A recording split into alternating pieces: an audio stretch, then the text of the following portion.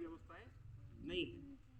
22 जनवरी को जैसा कि अभी भाई साहब बता रहे थे, आपके इसी मंदिर में एक बड़ी एलईडी लगेगी और पूजा पाठ का कार्यक्रम जो वहाँ अयोध्या में होगा, 21,000 ब्राह्मण जहाँ प्राण प्रतिष्ठा का कार्यक्रम करेंगे, उस सारे कार्यक्रम को हम सब लोग अपने यहाँ मंदिर परिसर में आकर के, यहाँ आपके तो भगवान राम का मंदिर भी है, तो इसी दरबार में बैठ करके हम सब लोग उस कार्यक्रम को देखेंगे। उस दिन सब लोगों की छुट्टी है, चाहे कोई कैसे भी कामकाज में व्यस्त रहता हो, सब बच्चों की छुट्टी है। आवश्यक रूप से अपने बच्चों को जरूर लेकर के आएं, क्योंकि जब बच्चों में आस्था बढ़ेगी तो उनमें संस्कार बढ़ेंगे। हमारे धर्म में और अन्य धर्मों में सबसे बड़ा अंतर यह है कि हम संस्कारवान हैं, अन्य धर्मों में संस्कारों की कमी है। तो 22 जनवरी को हम सब लोगों को सुबह 10 बजे अपने नहा धो करके मंदिर परिसर में पहुंचना है। यहाँ एलईडी की व्यवस्था रहेगी, हम सब लोग उस भव्य कार्यक्रम को देखेंगे, पूजा पाठ करेंगे, भजन सत्संग करेंगे और उसके पश्चात प्रसाद वितरण या जो भी यहाँ की कमेटी तय करेगी व्यवस्थाएं रहेंगी, उसके पश्चात अपने घर लौटेंगे। अब घर लौट करके हमें क्या करना है, ये कलश जो आप लोगों ने गांव की परिक्रमा की है, बूढ़ी माताएं बहनें बैठी हैं, ये पवित्र जल हो चुका है। जब आप किसी पात्र में जल लेते हैं और उसे एक परिक्रमा की एक निश्चित दूरी में घुमाते हैं धार्मिक मंत्रों के साथ में, गीतों के साथ में, तो ये जल पवित्र हो गया है। इसे आप अपने घर ले जाएं, अपने घर में छिड़के, ताकि वहाँ भी सकारात्मकता पॉजिटिविटी का संचार हो। और 22 तारीख को एक दिवाली तो वो आती है जो साल में हम एक बार मनाते हैं, छोटी दिवाली, बड़ी दिवाली, उसके बाद घोर। ये जो 22 जनवरी का दिन है, ये महादीपावली है। ये आपके और हमारे जीवन में एक ही बार आएगी, जो 22 तारीख को आ रही है। इससे पहले हमारी कई पीढ़ियां खप गई, आने वाली पीढ़ियां भी इस भव्य समारोह को नहीं देख पाएंगी। हम सबके जीवन में एक भव्य दीपावली 22 जनवरी को होने वाली है।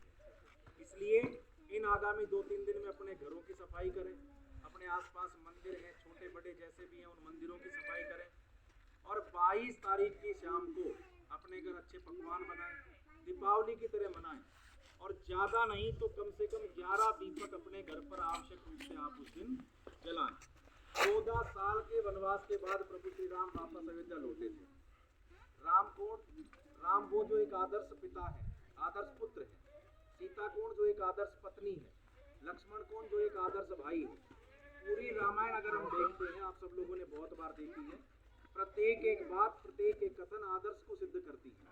तो 22 जनवरी हम सब लोगों के जीवन में एक महादीपावली का त्योहार है। उस दिन हम सब ये प्रयास करें कि हमारा जो गांव है आपने जो लड़ियां ला रखी हैं, जो अपन दीपावली के बाद काम लेकर के रख देते हैं, अब उन लड़ियों को बाहर निकालने का समय आ गया है, उन दीपकों में वापस तेल डालने का समय आ गया है।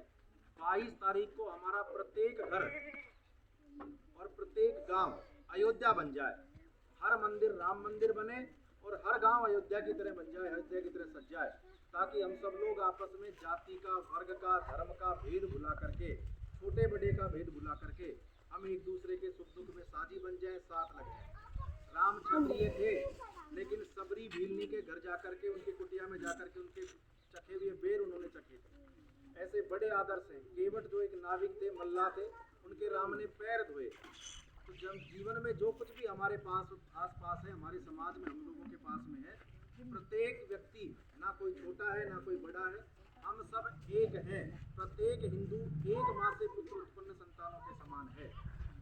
राम ने जब लंका विजय कर ली तो लक्ष्मण ने उनसे कहा कि अब लंका सोने की है, हमें अयोध्या जाकर के क्या करना है, हम यही लंका में राज करेंगे। तो राम ने उन्हें कहा, किताबों में छोटे बच्चे उनके संस्कृत में एक दोहा चलता है, पढ़ा होगा, अपि स्वर्णमयी लंका न में रोचते लक्ष्मणे, जन्नी जन्म भूमिश्च स्वर्गदापि गरीष्यति। अर्थात हे लक्ष्मण, यद्यपि ये लंका सोने की है, लेकिन मुझे ये प्रिय नहीं है, क्योंकि जननी जन्म देने वाली माँ और जन्मभूमि जिस स्थान पर हम जन्म लेते हैं वो स्वर्ग से भी महान होती है। इसलिए आप सब लोग इस गांव के निवासी हैं, आपके लिए यही गांव 22 जनवरी के लिए अयोध्या धाम है। आपका ये मंदिर यही राम मंदिर है। तो हम सब लोग प्रयास करें कि 22 जनवरी को महादीपावली हम सब लोग अपने घरों में मनाएं और एक भव्य कार्यक्रम आप सब लोग अपने घर के आसपास जो मंदिर तय किया है सब लोगों ने मिलकर के इस मंदिर में हम सब लोग कार्यक्रम रखें। अपने छोटे बच्चों में संस्कार डालें, परिवार में मेल जोल बना रहे, आपस में सब लोग बिना किसी वैमनस्य के, बिना किसी लड़ाई झगड़े के हम सब लोग मिलकर के एक साथ रहें।